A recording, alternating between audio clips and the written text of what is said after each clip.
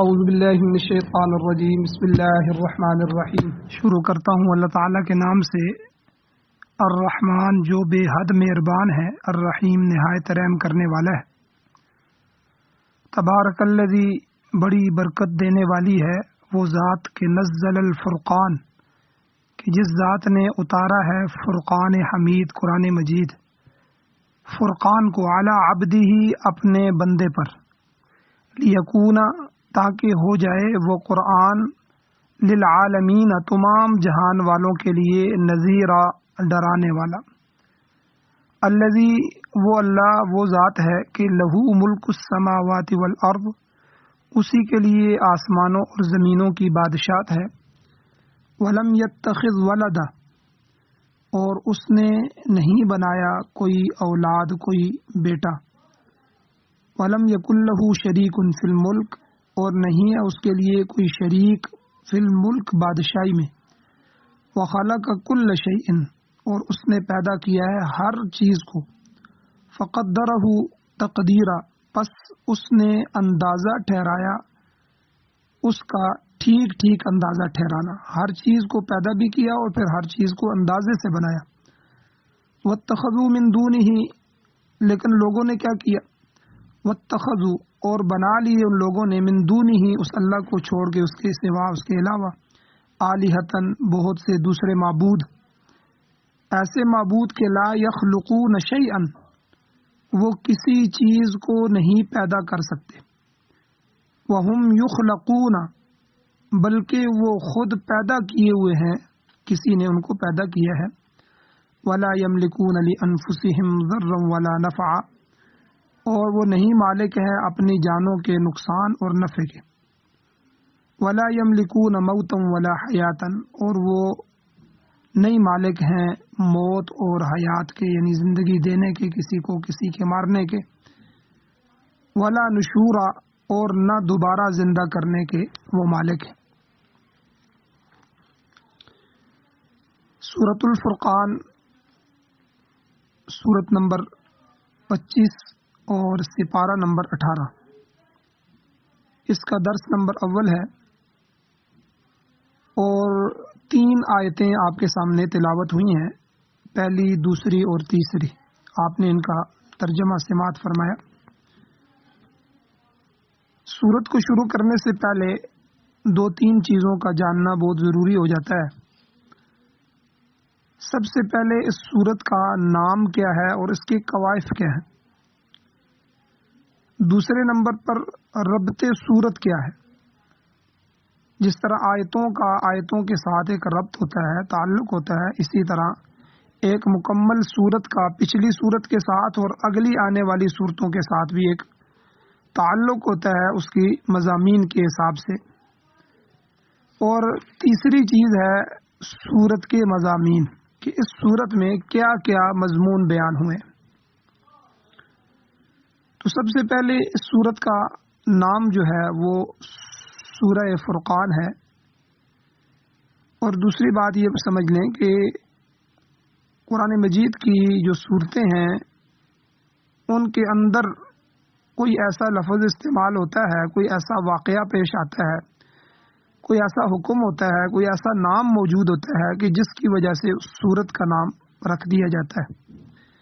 جیسے سورہ بقرہ ہے، بقرہ عربی میں گائے کو کہتے ہیں، تو اس میں حضرت موسیٰ علیہ السلام کے زمانے کا ایک گائے کا واقعہ موجود ہے، تو اسی وجہ سے اس سورت کا نام سورہ بقرہ رکھ دیا گیا۔ اسی طرح قرآن مجید میں سورہ نمل ہے، نمل چونٹی کو کہتے ہیں، سلیمان علیہ السلام کی جو چونٹی تھی جس نے مخاطب کیا تھا باقی چونٹیوں کو، تو اس چونٹی کے نام پر سورہ نمل رکھ دیا گیا۔ اور اس طرح سورۃ العنکبوت، عنکبوت مکڑی کو کہتے ہیں جو جالا بناتی ہے، تو ایک مکڑی کی اللہ تعالیٰ نے اس میں مثال بیان فرمائی، واقعہ بیان فرمایا، تو اسی کے نام سے سورۃ العنکبوت نام رکھا گیا۔ اور اسی طرح سورۃ الناس ہے، تو اس میں قل اعوذ برب الناس، تو یہ ناس کا تذکرہ موجود ہے، تو اسی کے نام پہ نام رکھا گیا سورۃ الناس۔ تو اس سورت میں بھی، سورہ فرقان میں بھی، جو پہلی آیت کے اندر پیش آمدہ جو لفظ ہے تبارک الذی نزل الفرقان، تو اسی فرقان سے اس صورت مبارکہ کا نام سورۃ الفرقان رکھا گیا ہے۔ اور قرآن مجید کے بہت سارے نام ہیں، ان ناموں میں سے ایک نام قرآن مجید ہے، فرقان حمید ہے۔ تو فرقان قرآن کریم کے ناموں میں سے ہے۔ قرآن کا معنی ہے پڑھی جانے والی کتاب، جس کتاب کو پڑھا جائے۔ تو قرآن کا معنی ہے پڑھی جانے والی کتاب۔ دنیا میں قرآن مجید کو سب سے زیادہ پڑھا جاتا ہے، تو دنیا کی کوئی ایسی کتاب نہیں ہے جو قرآن مجید سے زیادہ پڑھی جاتی ہو۔ تو فرقان کا معنی بھی یہ ہے کہ حق و باطل میں فیصلہ کن کتاب، فرق کرنے والی کتاب۔ تو اس صورت میں چونکہ قرآن پاک کی عظمت، قرآن پاک کی بزرگی اور اس کے منزل من اللہ یعنی اللہ کی طرف سے نازل ہونے کا بیان ہے، اس لیے اس صورت کا نام سورۃ الفرقان رکھا گیا ہے۔ اس کے قوائف کیا ہیں کہ اس صورت کی 77 آیاتیں ہیں، 77۔ تو 77 آیتیں، 77 آیات ہیں، اور یہ سورۃ الفرقان 6 رکوعوں پر مشتمل ہے، 6 رکوع ہیں اس کے۔ اور مفسرین اور علماء کی محنت دیکھیں آپ، کے علماء نے ان کے الفاظ اور ان کے حروف تک بھی، اور ان کی زبریں کتنی ہیں، ان کی اس صورت کے اندر زیریں کتنی ہیں، اس صورت کے اندر پیشیں کتنی ہیں، یہ محنت بھی کر کے سامنے رکھتی ہیں۔ یہ صورت کے قوائف ہوتے ہیں۔ تو اس صورت کے 393 الفاظ ہیں اور 3763 حروف پر یہ صورت مشتمل ہے۔ تو یہ پہلی چیز ہوگی کہ صورت کا نام کیا ہے اور اس کے قوائف کیا ہیں۔ دوسری چیز، اس صورت کے بارے میں سمجھنے کے لیے ربط صورت کا سمجھنا ضروری ہے کہ یہ صورت مکی زندگی میں نازل ہوئی، جبکہ اس سے پہلے جو سورہ نور آپ نے سنی ہے، تو سورہ نور جو ہے یہ مدنی صورت ہے، ہجرت کے بعد نازل ہوئی ہے، مدینہ میں نازل ہوئی ہے، اور یہ ہجرت سے پہلے مکی زندگی میں نازل ہوئی ہے سورہ فرقان۔ تو ان دونوں صورتوں میں مکی اور مدنی دوری ہونے کے باوجود، بعد ہونے کے باوجود، ان کے بعض مضامین مشترک ہیں، ایک جیسے ہیں۔ مثلا توحید کے دلائل اللہ تعالیٰ نے اس میں بیان فرمائے، نبوت کی اور رسالت کی صداقت اللہ نے اس پر بیان فرمائی، اور حضور علیہ السلام کی نبوت و رسالت پر جو معترضین کے اعتراضات تھے تو ان کا اللہ تعالیٰ نے رد فرمایا ہے۔ اور اسی طرح وقوع قیامت جو ہے، قیامت کے واقعہ ہونے کے متعلق جو مضامین ہیں اللہ تعالیٰ نے اس صورت میں بیان فرمائے ہیں۔ اور اسی طرح اعمال کا محاسبہ، یعنی محاسبہ اعمال وغیرہ وغیرہ، اس جیسے مضامین جو ہے اللہ تعالیٰ نے ان دونوں صورتوں میں، اس سے پہلے جو صورت سورہ نور تھی اور اس کے بعد جو صورت یہ ابھی سورہ فرقان آئی ہے، ان دونوں میں اللہ تعالیٰ نے یہ مضامین بیان فرمائے۔ اس صورت کے بعد 7 مزید جو صورتیں آگے آ رہی ہیں وہ مکی زندگی سے تعلق رکھتی ہیں، اور ان کے بعد پھر آگے جو صورت آئے گی سورۃ الاحزاب، جا کے 21ویں پارے کے آخر میں شروع ہوگی، اس کا تعلق مدنی زندگی سے ہے۔ گویا یہ سمجھ لیں کہ یہ مسلسل جو 8 صورتیں ہیں یہ مکی ہیں۔ ان مکی صورتوں کے مضامین بھی آپس میں ملتے جلتے ہیں، ایک جیسے مضمون ہیں۔ یہ سورہ مبارکہ ہجرت سے 2 یا 3 سال پہلے نازل ہوئی ہے۔ تو بعض مفسرین فرماتے ہیں کہ اس کا جو زمانہ نزول ہے، نازل ہونے کا جو وقت ہے، وہ سورۃ النساء سے 8 سال پہلے یہ نازل ہوئی ہے۔ آپ نے پیچھے سورۃ النساء کا بڑا درس سنا، جس میں اکثر عورتوں کے متعلق اور وراثت کے متعلق اور بہت سے ایسے مضامین تھے۔ سورۃ النساء سے 8 سال پہلے جو ہے مفسرین فرماتے ہیں کہ یہ سورت نازل ہوئی ہے۔ تو سورۃ النساء جو ہے وہ 5 یا 6 ہجری میں نازل ہوئی، تو اس لحاظ سے بھی اس سورت کا نزول ہجرت سے تقریباً 3 سال پہلے بنتا ہے۔ تو یہ تو ربط سورت کے متعلق جو ہے اس سورت کا پچھلی اور اگلی صورتوں کے ساتھ کیا تعلق ہے وہ بھی ہم نے بیان کر دیا۔ تیسری چیز جو ہے وہ مضامین صورت ہے کہ دیگر مکی صورتوں کی طرح اس سورہ مبارکہ کے مضامین بھی زیادہ تر عقائد سے تعلق رکھتے ہیں، جن میں عقیدہ توحید ہے، عقیدہ رسالت ہے، عقیدہ معاد آخرت کا عقیدہ ہے، اور قرآن پاک کی حقانیت اور صداقت وغیرہ وغیرہ، یہ عقائد شامل ہیں۔ یہ اسلام کا ابتدائی دور تھا اور اس میں اللہ تعالیٰ نے لوگوں کے عقائد اور اخلاق کی درستگی پر زیادہ زور دیا ہے، کیونکہ اگر عقیدہ ہی درست نہ ہو تو اللہ کی بارگاہ میں کوئی عمل قبول نہیں ہوتا۔ یہ بنیادی چیز ہے۔ تو گویا کہ پورا دین جو فقہا نے تقسیم کیا ہے کہ پورا دین 5 چیزوں پر مشتمل ہے۔ یہ چیزیں یاد رکھ لیں، ہر بندے کے لیے ضروری ہے۔ سب سے پہلے ہے عقائد، عقیدہ، اللہ کے بارے میں عقیدہ، نبیوں کے بارے میں عقیدہ، پچھلی کتابوں کے بارے میں عقیدہ، اور قیامت کے بارے میں عقیدہ، تقدیر کے بارے میں عقیدہ۔ تو یہ جو عقائد ہیں یہ ایک پورا باب ہے، تو عقیدے کا درست ہونا ضروری ہے۔ اگر عقیدے میں ملاوٹ آ گئی، ریاکاری آ گئی یا شرک کفر شامل ہو گیا تو 100 حج بھی قبول نہیں ہے، زندگی بھر کی نمازیں بھی قبول نہیں۔ تو اعمال کا دار و مدار عقیدے پر ہے۔ اللہ نے قرآن مجید میں جگہ جگہ فرمایا ان الذین آمنوا وعملوا الصالحات، آمنوا وعملوا الصالحات، ایمان لائے اور نیک اعمال کیے۔ تو گویا کہ نیک اعمال کا درجہ بعد میں ہے، ایمان یعنی عقائد پہلے ہے۔ تو پہلے نمبر پہ فقہا کہتے ہیں عقیدہ ہے، دوسرے نمبر پہ عبادات ہیں، یہ نماز، روزہ، حج، زکوٰۃ، صدقہ، خیرات وغیرہ یہ عبادات ہیں۔ تیسرے نمبر پہ معاملات ہیں، جو ہم معاملہ کرتے ہیں، لین دین کرتے ہیں، تجارت کرتے ہیں، مال کماتے ہیں، تو یہ معاملات کا ایک پوری زندگی ہے۔ اور چوتھے نمبر پہ معاشرت ہے، رہن سہن ہے، پڑوسیوں کے حقوق ہیں، میاں بیوی کے حقوق ہیں، اولاد کے حقوق ہیں، استاد شاگرد کے حقوق ہیں، انسانیت کے حقوق ہے۔ تو یہ جو معاشرہ ہے ہمارا، معاشرت جو ہم رہ رہے ہیں، تو اس کے جو ہے چوتھے نمبر پہ معاشرت ہے۔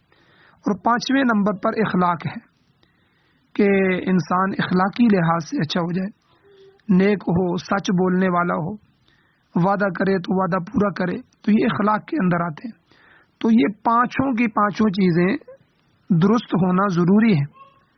تو بعض لوگوں کے عقیدے درست نہیں ہوتے، عبادات بڑی اچھی ہوتی ہیں، بعض کی عبادات درست نہیں ہوتی، عقائد بڑے مضبوط ہوتے ہیں، بعض عقائد بھی درست ہوتے ہیں، عبادتیں بھی بڑی کرتے ہیں، نماز، روزہ، حج، زکوٰۃ، بلکہ نوافل اور خرچ کر رہے ہیں، حج پر حج، عمرے پر عمرے کر رہے ہیں، لیکن معاملات درست نہیں ہیں، اپنی بازار کی زندگی میں ملاوٹ ہے، دھوکہ دہی ہے اور حرام مال کمایا جا رہا ہے، تو معاملات درست نہیں ہیں۔ بعض کی پہلے تینوں چیزیں درست ہیں، عقائد، عبادات، معاملات بھی درست ہیں، لیکن معاشرت اچھی نہیں ہے۔ بیٹا ہے تو ماں باپ کے ساتھ جو ہے وہ اچھا نہیں ہے، اور خامن ہے تو بیوی کے حقوق نہیں ادا کر رہا، بیوی ہے تو خامن کے حقوق ادا نہیں کر رہے، معاشرت بری ہے۔ اور بعض کی ساری چیزیں صحیح ہوتی ہیں لیکن اخلاق اچھے نہیں ہوتے۔ تو اس لیے پورا دین گویا کہ یہ 5 چیزوں پر مشتمل ہے: عقائد، عبادات، معاملات، معاشرت اور اخلاق۔ تو گویا کہ اس صورت میں اللہ تعالیٰ نے لوگوں کے عقائد اور اخلاق کی درستگی پر زیادہ زور دیا ہے، ان دونوں چیزوں پر، عقائد اور اخلاق، پہلا باب اور آخری باب۔ اور اگرچہ تمام مکی صورتوں میں اسی طرح کے یہی بنیادی مضامین بیان ہوئے ہیں، لیکن بعض صورتوں میں کسی ایک مضمون پر زیادہ زور دیا گیا ہے اور دوسری صورت میں دوسرے مضمون کو زیادہ وضاحت کے ساتھ بیان کیا گیا۔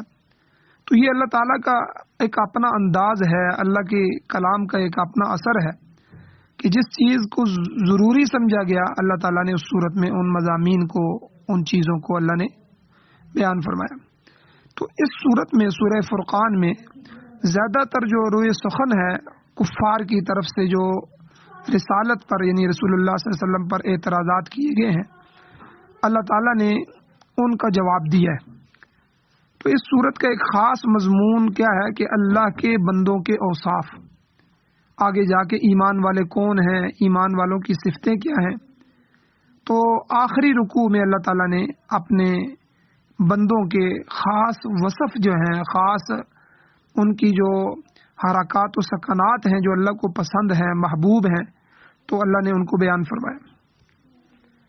اب یہ بنیادی چیزیں جو ہم نے بیان کر دی ہیں، اس کے بعد ابھی سورت کا آغاز کرتے ہیں آپ قرآن مجید بھی کھول لیں، اس میں بھی سامنے رکھ کے دیکھ لیں، ارشاد ہوتا ہے کہ تبارک الذی، بڑی برکت دینے والی ہے وہ ذات۔ یہ الفاظ جو ہیں تبارک، یہ بعض صورتوں کی ابتدا میں اور بعض کے آخر میں ذکر کیے گئے، جیسے دیکھیں سورہ ملک میں تبارک الذی بیدہ الملک، اس طرح کئی صورتوں کے شروع میں اور کئی صورتوں کے آخر میں فتبارک اللہ احسن الخالقین، اور اسی طرح کئی اور جو ہے، تو یہ الفاظ قرآن مجید میں اللہ تعالیٰ نے ذکر فرمائے ہیں، اور اس سے مراد اللہ تعالیٰ کی اعلیٰ ذات، عرفہ ذات، بلند ذات، اس کا ذکر کر کے اس کی بعض صفات کا تذکرہ ہوتا ہے۔ اور یہاں جو تبارک کہا گیا ہے کہ برکت والی ہے، برکت کا معنی کیا ہے؟ برکت کا عام فام جو معنی ہے وہ زیادتی ہے، کسی چیز میں زیادتی ہونا، لیکن امام رازی رحمۃ اللہ علیہ اور جتنے بھی شارحین ہیں، شرح لکھنے والے ہیں، وہ اس بات پر متفق ہیں کہ ہر قسم کی زیادتی کا نام برکت نہیں ہے۔ کسی کی عمر زیادہ ہو جائے، کسی کو اولاد زیادہ مل جائے، مال زیادہ مل جائے، اس کا نام زیادتی نہیں ہے، بلکہ برکت کہتے ہیں ایسی زیادتی کو جس میں تقدس کا، عزت کا مفہوم پایا جائے۔ تو گویا کہ جس چیز میں معجزہ ہو یا کرامت کے طور پر اضافہ ہو جائے تو ہم کہیں گے کہ یہ چیز برکت والی۔ آپ معاشرے میں دیکھیں کہ علماء، صلحاء، نیک لوگ، متقین، صالحین، ان کی کم تنخواہوں میں بھی اللہ تعالیٰ برکت ڈال دیتے ہیں اور سکون پیدا کر دیتے ہیں۔ تو کسی چیز کا زیادہ ہونا جو ہے وہ ضروری نہیں ہے۔ اور عیسیٰ علیہ الصلوۃ والسلام کی مثال اللہ تعالیٰ نے قرآن مجید میں بیان فرمائی ہے کہ انہوں نے جب وہ بچے تھے تو اپنی والدہ کی گود میں یہ کہا تھا کہ میں اللہ کا بندہ ہوں، اللہ نے مجھے کتاب دے کر بھیجا ہے، مجھے اللہ نے نبی بنایا ہے، وجعلنی مبارکن۔ آخر میں انہوں نے یہ جملہ فرمایا کہ سورہ مریم کی 31 نمبر آیت ہے کہ اس اللہ نے مجھے بابرکت بنایا۔ تو یہ عیسیٰ علیہ السلام برکت والے تھے۔ تو ابھی ماں کا بیٹا ہے، بغیر باپ کے اللہ نے پیدا فرمایا، معجزے سے پیدا ہوئے، اور اس اکیلے بیٹے کو اللہ نے برکت والا بنا دیا۔ اسی طرح ایک واقعہ حضور علیہ الصلوۃ والسلام کے بے شمار واقعات ہیں۔ ایک واقعہ آتا ہے کہ سفر کے دوران حضور علیہ السلام ایک غزوے پہ جا رہے تھے تو سینکڑوں ہزاروں صحابہ اکرام ساتھ تھے اور پانی ختم ہو گیا، راستے میں پانی بھی نہیں ہے۔ اب تمام صحابہ مشقت میں پڑ گئے، جانور مشقت میں پڑ گئے، تو انہوں نے آ کر حضور علیہ الصلوۃ والسلام سے فرمایا، تو حضور نے ارشاد فرمایا کہ بھائی کسی کے پاس پانی کا ایک پیالہ ہو، تھوڑا سا بھی پانی ہو تو وہ لے آؤ۔ اب ایک پیالہ پانی آپ علیہ السلام کی خدمت میں پیش کیا گیا تو آپ علیہ السلام نے اپنے ہاتھ مبارک کو اس پیالے میں رکھا، انگلیاں، ہاتھ، تو ان انگلیوں کے نیچے سے پانی کی جو سوتے ہوتے ہیں، پانی کی چشمے ہوتے ہیں، وہ پھوٹنے لگے، پانی جوش مار کے اوپر آ رہا تھا۔ پھر یہ حضور علیہ الصلوۃ والسلام کا معجزہ تھا کہ تمام صحابہ نے وہ پانی پیا، سینکڑوں حضرات نے، پھر ان کے اونٹوں نے، جانوروں نے پیا، حتیٰ کہ جو ان کے مشکیزے تھے جس میں پانی بھرا جاتا ہے وہ سارے مشکیزے بھر لیے گئے۔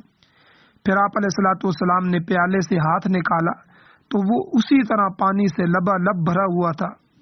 مطلب یہ ہے کہ معجزے یا کرامت کے طور پر کسی چیز میں جو زیادتی آ جاتی ہے اسے برکت کے ساتھ موسوم کیا جاتا ہے۔ دوسرے لفظوں میں یہ سمجھ لیں کہ برکت اور چیز ہوتی ہے، کثرت اور چیز ہوتی ہے۔ بعض دفعہ ایک چیز کثیر نظر آ رہی ہوتی ہے، زیادہ نظر آ رہی ہوتی ہے، اور دنیا میں ہم کثیر کی طرف دوڑتے ہیں، برکت کی طرف نہیں دوڑتے۔ اب دیکھیں حرام میں اللہ نے جو ہے وہ برکت نہیں رکھی۔ اب حرام کا زیادہ بھی ہو جائے، حرام کا زیادہ مال بھی جمع کر لیا جائے تو سکون نہیں ہوگا، اللہ نے کبھی اس میں برکت اور سکون نہیں رکھا۔ اور حلال کے چند لقموں میں اللہ نے سکون رکھ دیا، حلال کے ساتھ اللہ نے برکت کو، سکون کو جوڑ دیا۔ تو اس لیے وہ تھوڑا ہے لیکن سکون ہے، حرام زیادہ ہے لیکن اس میں سکون نہیں ہے۔ تو اس لیے اللہ کی طرف سے، اللہ کے عطا کرنے کی وجہ سے، اللہ کی طرف سے معجزے کی وجہ سے اور کسی ولی کی کرامت کی برکت سے کسی چیز میں کوئی زیادتی آ جاتی ہے، اس کا نفع کثیر ہو جاتا ہے، تو اسے برکت کے ساتھ موسوم کیا جائے۔ تو یہاں بھی اللہ نے فرمایا کہ برکت دینے والی ہے وہ ذات، تبارک الذی، وہ ذات خداوندی ہے۔ اگر ہم دعا کریں کہ اللہ تعالیٰ فلاں شخص کی عمر میں برکت عطا فرمائے، تو اس کا مطلب یہ ہے کہ وہ شخص تھوڑی عمر میں بھی زیادہ کام انجام دے لے گا۔ بعض آدمیوں کی کارکردگی پر حیرت ہوتی ہے کہ اتنی مختصر زندگی میں انہوں نے اتنے بڑے بڑے کام کیسے انجام دے لیے، عقل دھنگ رہ جاتی ہے۔ بہرحال اللہ تعالیٰ جب کسی کام میں برکت عطا کرتا ہے تو تمام مشکلات آسان ہو جاتی ہیں، اور انسان بڑے سے بڑا کام بھی اس اللہ کی برکت کی وجہ سے جو اللہ نے عطا فرمائی ہے وہ انجام دے دیتا ہے۔ ہمارے علماء میں سے، ہمارے اکابر میں سے بہت سے ایسے گزرے ہیں کہ جن کی عمریں کم تھی لیکن کام اتنے زیادہ تھے کہ عام بندہ سینکڑوں سالوں میں بھی وہ کام نہیں کر سکتا۔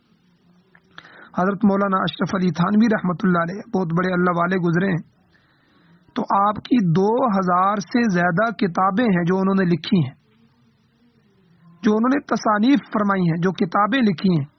پھر آپ تصوف میں بھی تھے، بڑے بڑے علماء صلحاء آپ کے بیعت تھے، ان کی بھی اصلاح کرتے تھے، پھر دوسرے کام بھی تھے، پھر اسفار بھی تھے ان کے، دوسری جگہ بیانات بھی تھے۔ یہ ساری چیزیں تو علماء نے لکھا ہے کہ ان کی تھوڑی سی عمر میں اللہ نے اتنی برکت ڈال دی کہ انہوں نے ہزاروں کے حساب سے کتابیں بھی لکھی اور اتنا کام بھی کیا۔ اگر ان کی کتابوں کے صفحوں کو ان کی زندگی کے دنوں پر تقسیم کیا جائے تو بلا مبالغہ ایک دن میں 35 سے 40 50 صفحے بنتے ہیں۔ تو اتنا بندہ لکھے بھی ساتھ اور پھر بولے بھی، بیان بھی کرے، پھر لوگوں کے تصوف میں بھی ٹائم دے، ان کا تزکیہ بھی کرے، پھر جو ہے وہ اسفار بھی کرے اور دوسرے کام مشاغل میں بھی مشغول ہو، تو تھوڑی سی عمر میں اتنا کام کرنا یہ اللہ کی طرف سے برکت ہے۔ تو یہاں اللہ نے یہی فرمایا تبارک الذی، برکت والی وہ ذات ہے۔ کون سی ذات؟ کہ نزل الفرقان علی عبدہ، جس نے فرقان یعنی فیصلہ کن کتاب یعنی قرآن پاک نازل فرمایا، علی عبدہ، اپنے بندے پر۔ یہ کتاب پہلے فرقان کی طرف آئیے کہ کتاب اس لیے فرقان ہے کہ یہ حق و باطل میں فرق کرنے والی، جائز اور ناجائز میں فرق کرنے والی، حلال اور حرام میں فرق کرنے والی ہے، صحیح اور غلط کے درمیان فیصلہ کرنے والی کتاب۔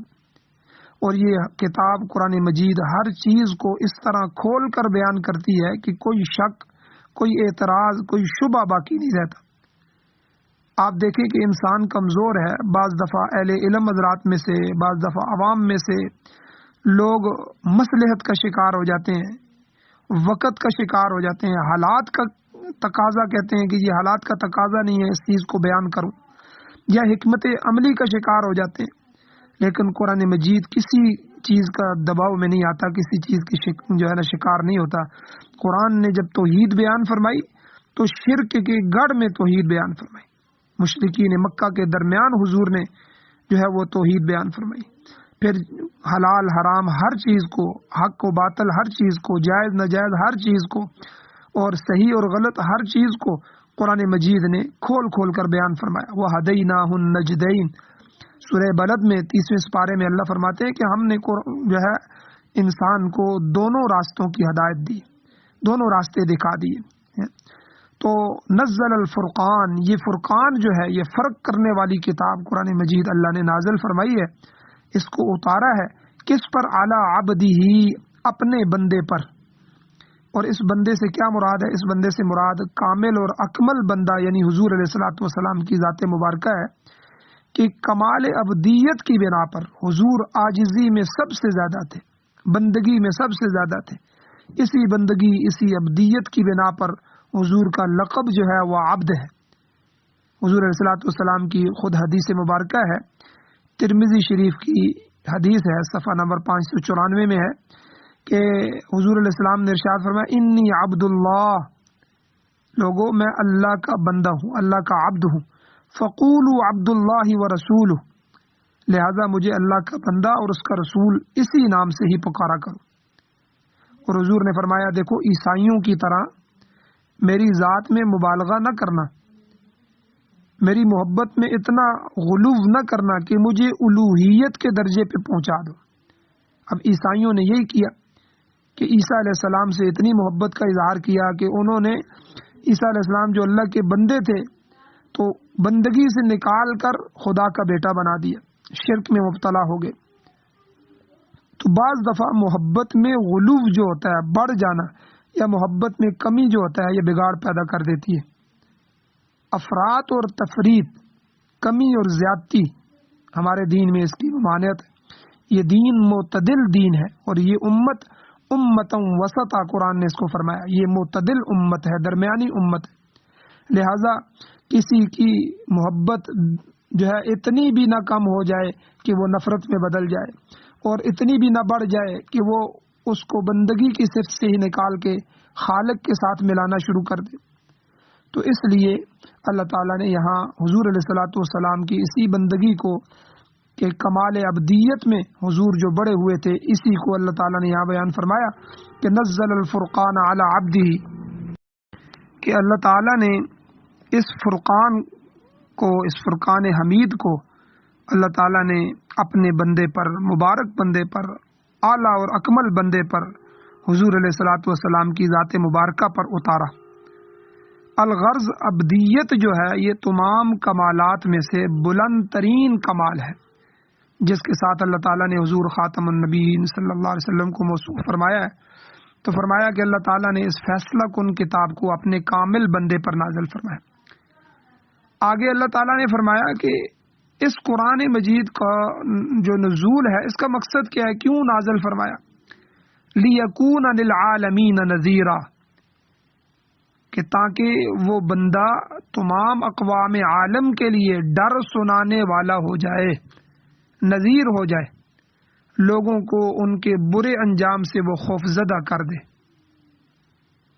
تو انذار اور تبشیر یاد رکھیں کہ ڈرانا اور خوشخبری دینا یہ ہر نبی کے مشن میں شامل ہے۔ اللہ کا ہر پیغمبر، ہر نبی اپنی امت کے اچھے کاموں پر انہیں خوشخبری دیتا ہے اور برے کاموں کے انجام سے ڈراتا ہے۔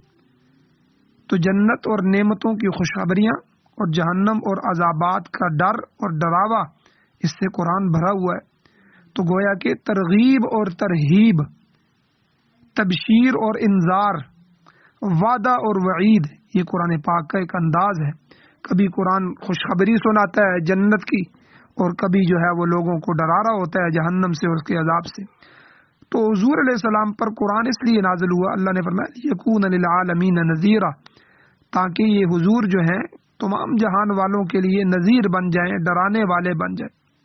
سورہ یونس کی ابتدا میں ہے، اللہ فرماتے ہیں کہ کیا لوگوں کو یہ بات عجیب معلوم ہوتی ہے کہ ہم نے انہی میں سے ایک آدمی کی طرف وحی کی ہے کہ وہ لوگوں کو ان کے برے انجام سے ڈرا دے اور اہل ایمان کو خوشخبری سنائے کہ ان لہم قدم صدق عند ربہم، 20 نمبر آیت ہے سورہ یونس کی، کہ ان کے لیے ان کے رب کے ہاں سچائی کا بدلہ، سچائی کا پایا ہوگا۔